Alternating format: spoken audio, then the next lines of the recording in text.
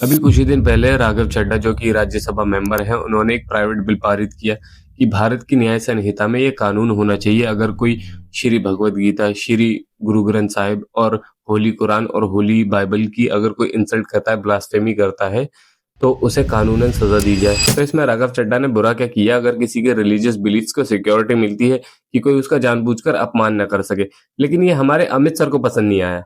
Now सेक्रिलेज law या blasphemy law, यानी कि जब किसी आप रिलीजियस चीज का, रिलीजियस ऑब्जेक्ट का, रिलीजियस किताब का अपमान कर देते हैं तो उसके बेसिस पे पनिशमेंट देते हैं। पता है कौन कौन से देश है जिसके अंदर ये कानून लागू होते हैं? मैं नाम बताता हूं, गिनिए जरा। Pakistan, Iran, Saudi Arabia, Afghanistan, Bangladesh, Qatar, Kuwait. Bharat को पाकिस्तान बनाने की जो ये शुरुआत राघव चड्ढा जी ने की, अगर आप हो सके तो एक्चुअली में रहने दीजिए। आप वैसे पार्लियामेंट में वो जो दूसरा स्विगी, ओला, अर्बन क्लैब के वर्कर्स के लिए जो काम कर रहे थे वो थोड़ा सा ज्यादा बेहतर है। ये कानून पाकिस्तान या किसी भी मुस्लिम देश की कोई जागीर नहीं है कि दूसरा देश नहीं लगा सकता। और क्या भारत के इसे लागू करने से क्या भारत पाकिस्तान बन जाएगा? क्या भारत का साइज छोटा हो जाएगा या भारत एक मुस्लिम देश बन जाएगा? बल्कि हमारी सोशल हार्मनी को स्ट्रेंथन करेगा। एब्सोल्युटली अटर स्टूपिडिटी। सेक्रिलेज और ब्लास्फेमी लॉज जो है वो 12वीं सदी में बिलोंग करते हैं एंड होपफुली इंडिया के अंदर ये नहीं होने चाहिए। रादर इंडिया को, इंडिया की फर्स्ट कॉन्स्टिट्यूशनल अमेंडमेंट को अंडू करके हमारे जो freedom of speech of expression उसको थोड़ा और ज्यादा स्ट्रेंथन करना चाहिए। हमारे देश को क्यों क्यों पिछले 800 900 2000 साल पहले ले जाने की कोशिश कर रहे हैं? मेरा क्या भारत की फ्री स्पीच सिर्फ इस बात से स्ट्रांग होती है कि आप किसी के रिलीजियस बिलीफ पर जानबूझकर कटाक्ष करो? क्या ये बात सही लगेगी कि कोई भी इंसान उठकर किसी भी ग्रंथ जो उसे सही नहीं लगता उसका ओपनली अपमान करे?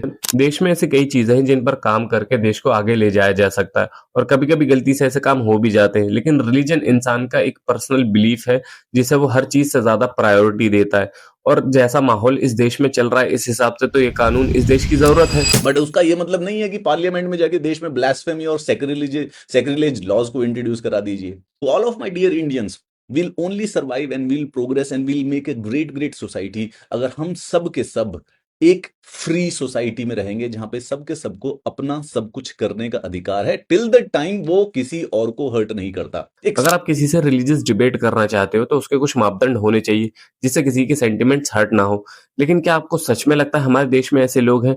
बल्कि इससे पहले इन लोगों को जरूरत है एक क्वालिटी एजुकेशन की, जो आज हमारे देश में मेजोरिटी हासिल ही नहीं कर पा रही है कोशिश करने के बावजूद। मैं आपको कुछ बता देता हूं जिन कंट्री से कॉम्पीट करके अगर आपको कुछ अगर नए लॉज लाने, जापान देख लो, ऑस्ट्रेलिया देख लो, यूएसए देख लो, कनाडा, यूके, फ्रांस, जर्मनी, अब दुनिया भर के अच्छे अच्छे कंट्रीज है, वहां से अच्छे अच्छे लॉज को पकड़ के हमारे देश के अंदर लगवा दीजिए, कोई बुरी बात नहीं है। इन सभी देशों के कई कानून इस देश में चल रहे हैं, लेकिन जो सबसे बड़ा कानून मैं समझता हूँ बेसिक एजुकेशन, जो एक हर भारतीय का मौलिक अधिकार है, उस पर ही कितना काम हो रहा है।